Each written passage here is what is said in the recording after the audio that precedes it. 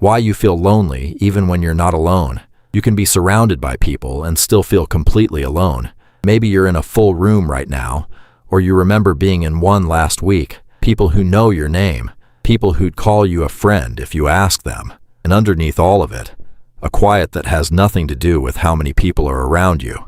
If that sounds familiar, keep watching. Here are 5 reasons you feel lonely, even when you're not alone. And I don't mean 5 vague ideas. I mean 5 specific explanations that will change what you think this feeling says about you. Some of these you've already suspected but never said out loud. One of them, especially, will make you realize the loneliness you feel in a crowd isn't a weakness. It's a sign of something most people never develop. In 2023, the U.S. Surgeon General called loneliness a national epidemic. Lacking real connection, his report found, carries the same health risk as smoking 15 cigarettes a day. But one number from that report barely made the news.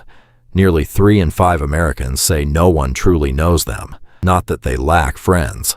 Not that they're isolated on paper. They can have a full calendar and still feel like nobody has ever actually seen them. Dr. Elizabeth Pinnell, a psychologist at the University of Vermont, has spent years studying this exact gap.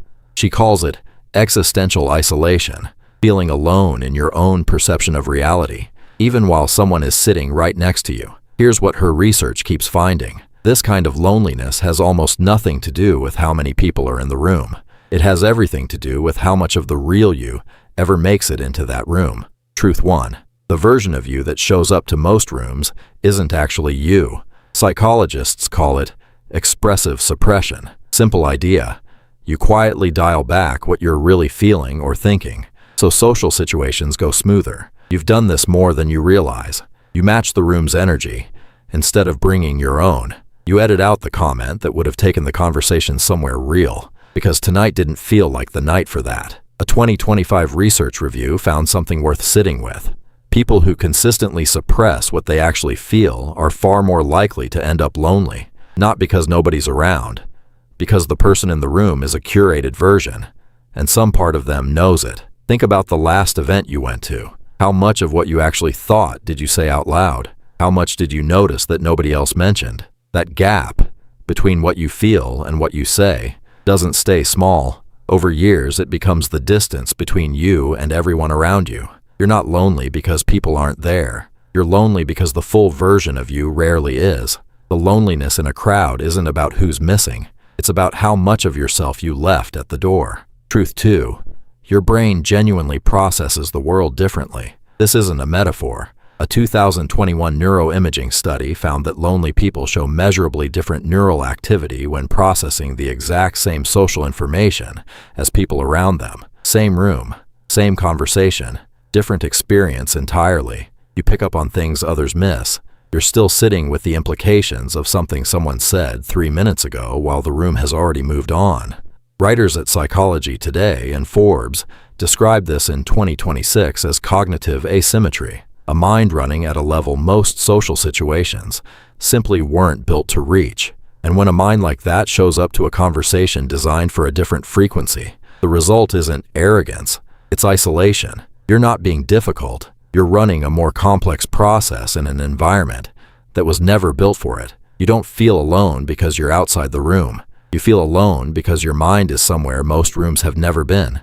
But that only explains what's happening inside you. Truth 3 is about what's been happening between you and the people who actually love you. Truth 3. The people who love you may be connected to a version of you that's no longer complete. Researchers split loneliness into types. Relational loneliness is the absence of close friendships. Intimate loneliness is different. It's the absence of even one relationship where you feel fully known. You can have plenty of the first and still be starving from the second. Most people who love you are connected to the version of you that you consistently make available, manageable, predictable, comfortable for the relationship. Years of quietly editing yourself widens that gap, and nobody notices until you're sitting across from someone who loves you and feeling completely alone anyway. That's not their failure. It's not yours either. It's what happens when two people stay connected through habit and history, while one of them keeps growing in directions they never fully shared. You're not lonely because no one cares. You're lonely because the person they care about is only part of who you actually are. We're halfway through. Let me be direct for a second. The first 3 truths explained what's happening around you. Truths 4 and 5 go somewhere heavier. They explain what this loneliness is actually made of, and why feeling it at all isn't the flaw you've been treating it as. Truth 4 especially is going to reframe something you've carried for a long time. Truth 4, you're not lonely because something's wrong with you. You're lonely because your standard for connection is accurate. The WHO Commission on Social Connection published its findings in June 2025, with a point almost nobody picked up on. What protects people from loneliness isn't how many connections they have. It's the quality. 1 or 2 relationships where a person feels genuinely seen and genuinely known. For most people, something close to that is enough. A friend who mostly gets it. A partner who knows them well enough. For you, well enough has never actually felt like enough. And you've spent years wondering if that makes you too demanding, too complicated to be known by an average amount of effort. Here's what the research actually says. Your standard isn't inflated. It's accurate. The need to be truly seen isn't a luxury. It's one of the most basic psychological requirements a person has. The problem was never that you need too much. It's that most social environments were built to give too little, and you're honest enough with yourself to notice the difference. You were never made to settle for being half known by people you fully love. Truth 5. The loneliness you feel in a crowd isn't isolation. It's depth. Psychology Today published a piece in April 2026, noting that intelligent people often look socially successful from the outside while reporting more isolation than their peers. And this isn't just a feeling researchers took at face value. Here's the actual mechanism. Finding what researchers call mental peers, people who process the world at a similar depth, is a statistical problem. Not because those people don't exist, because in any ordinary room, the odds of one of them being there are genuinely low. So you show up. You do the work of the conversation. You're competent, even warm. And underneath it, you carry a quiet awareness that none of it is reaching the part of you that actually needs to be reached. That's not damage. It's a kind of depth most people never develop. So they never notice it's missing in themselves. And they definitely don't notice it in you. The loneliness you feel in a full room isn't proof you're broken.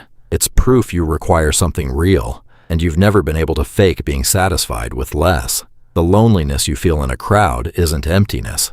It's your depth looking for somewhere to land. Everything we've covered isn't a list of things wrong with you. It's the explanation for something that's followed you through crowded rooms and full relationships, through a life that looks connected from the outside and has sometimes felt quietly empty from the inside. You weren't too much. You weren't asking for more than reasonable. You weren't broken by needing something most people around you didn't seem to need. You were someone with a real, rare capacity for depth, moving through decades of ordinary social life without ever finding the language for what was missing. Maybe tonight you found a little of it. Once you understand the loneliness was never about an empty room, something shifts.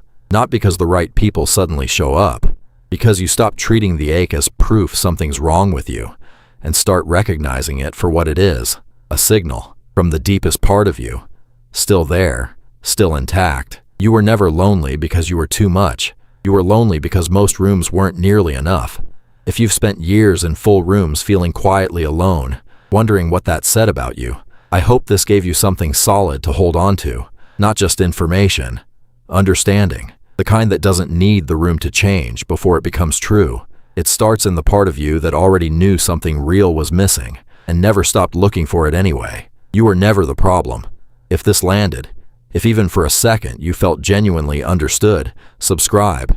This channel is built for people who think deeply and are ready to understand themselves at a level most people never reach. And if there's a part of your own mind you'd like understood next, leave it in the comments. Your next video might be the one you ask for.